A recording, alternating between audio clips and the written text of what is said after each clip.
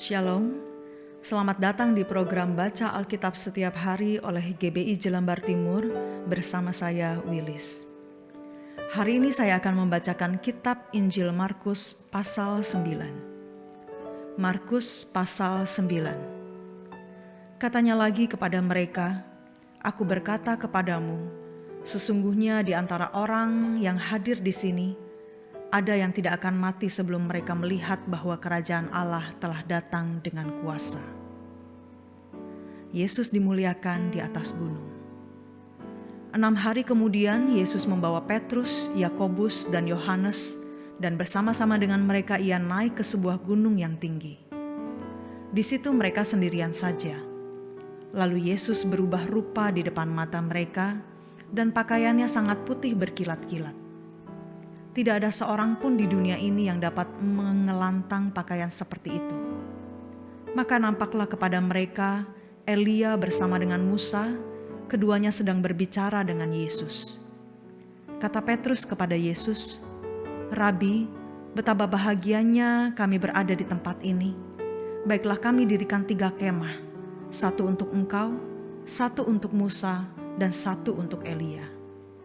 Ia berkata demikian sebab tidak tahu apa yang harus dikatakannya karena mereka sangat ketakutan. Lalu datanglah awan menaungi mereka dan dari dalam awan itu terdengar suara, "Inilah anak yang kukasihi, dengarkanlah dia." Dan sekonyong-konyong waktu mereka memandang sekeliling mereka, mereka tidak melihat seorang pun lagi bersama mereka kecuali Yesus seorang diri. Pada waktu mereka turun dari gunung itu, Yesus berpesan kepada mereka supaya mereka jangan menceritakan kepada seorang pun apa yang telah mereka lihat itu sebelum Anak Manusia bangkit dari antara orang mati.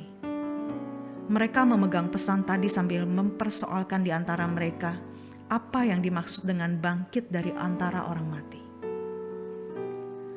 Lalu mereka bertanya kepadanya, "Mengapa ahli-ahli Taurat berkata bahwa Elia harus datang dahulu?" Jawab Yesus, "Memang Elia akan datang dahulu dan memulihkan segala sesuatu. Hanya, bagaimanakah dengan yang ada tertulis mengenai Anak Manusia, bahwa ia akan banyak menderita dan akan dihinakan? Tetapi aku berkata kepadamu, memang Elia sudah datang, dan orang memperlakukan dia menurut kehendak mereka, sesuai dengan yang ada tertulis tentang dia." Yesus mengusir roh dari seorang anak yang bisu. Ketika Yesus, Petrus, Yakobus, dan Yohanes kembali pada murid-murid lain, mereka melihat orang banyak mengerumuni murid-murid itu dan beberapa ahli Taurat sedang mempersoalkan sesuatu dengan mereka.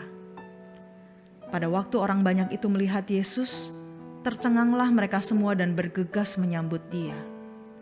Lalu Yesus bertanya kepada mereka, "Apa yang kamu persoalkan dengan mereka?" Kata seorang dari orang banyak itu, "Guru, anakku ini kubawa kepadamu karena ia kerasukan roh yang membisukan dia. Dan setiap kali roh itu menyerang dia, roh itu membantingkannya ke tanah, lalu mulutnya berbusa, giginya bekertakan, dan tubuhnya menjadi kejang. Aku sudah meminta kepada murid-muridmu supaya mereka mengusir roh itu, tetapi mereka tidak dapat." Maka kata Yesus kepada mereka, "Hai kamu angkatan yang tidak percaya, berapa lama lagi aku harus tinggal di antara kamu? Berapa lama lagi aku harus sabar terhadap kamu? Bawalah anak itu kemari." Lalu mereka membawanya kepadanya.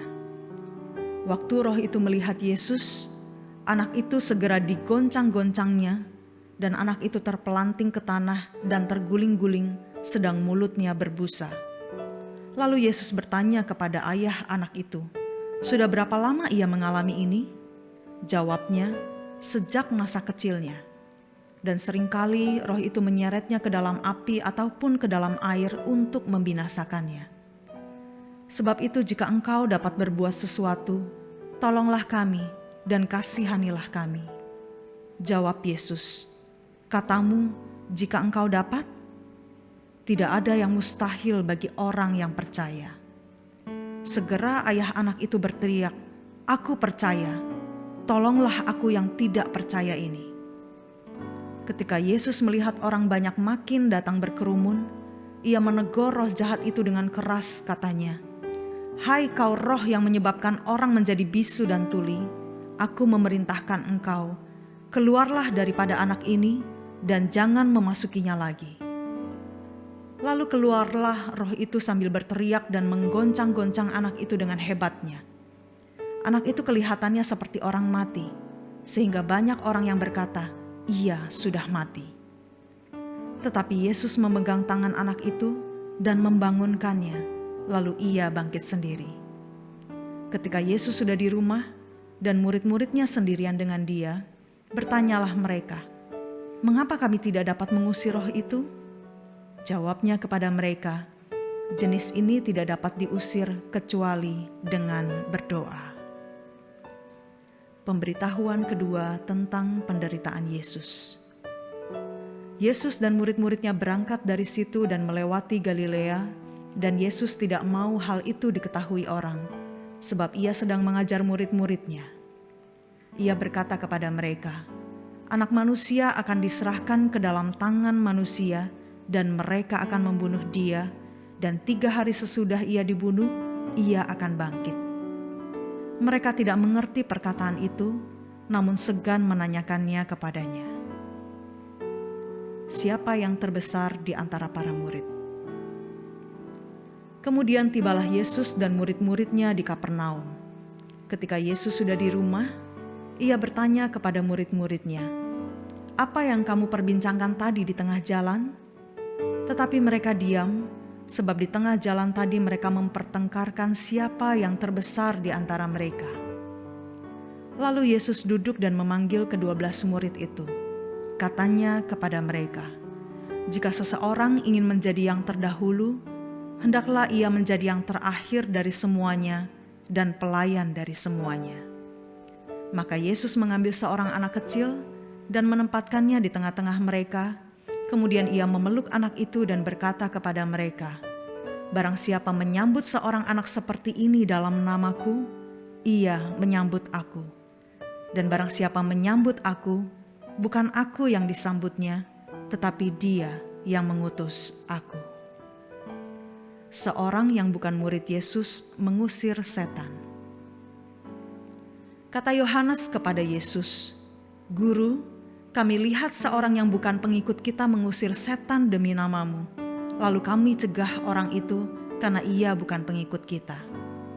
Tetapi kata Yesus, "Jangan kamu cegah dia, sebab tidak seorang pun yang telah mengadakan mujizat demi namaku dapat seketika itu juga mengumpat aku. Barang siapa tidak melawan kita, ia ada di pihak kita.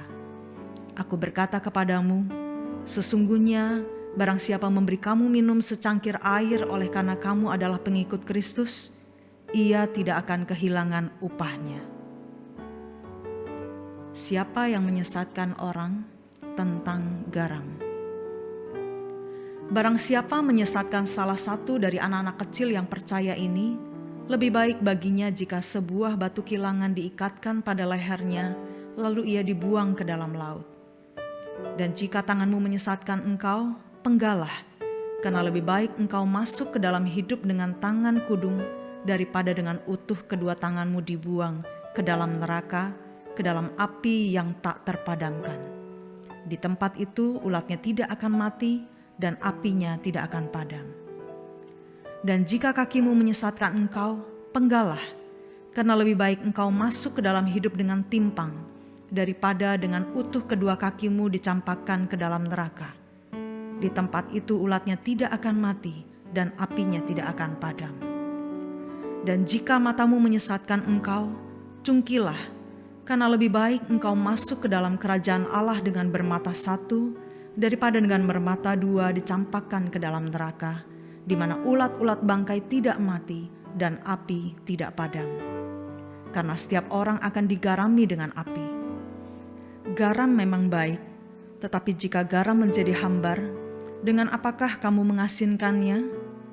Hendaklah kamu selalu mempunyai garam dalam dirimu dan selalu hidup berdamai yang seorang dengan yang lain. Tuhan Yesus, kami mengucap syukur untuk penyertaan-Mu dalam hidup kami. Pimpinlah kami dan tuntun kami kepada segala kebenaran-Mu, agar hanya kehendak-Mu yang terjadi atas kehidupan kami. Kami naikkan doa ini hanya di dalam nama Tuhan Yesus. Amin.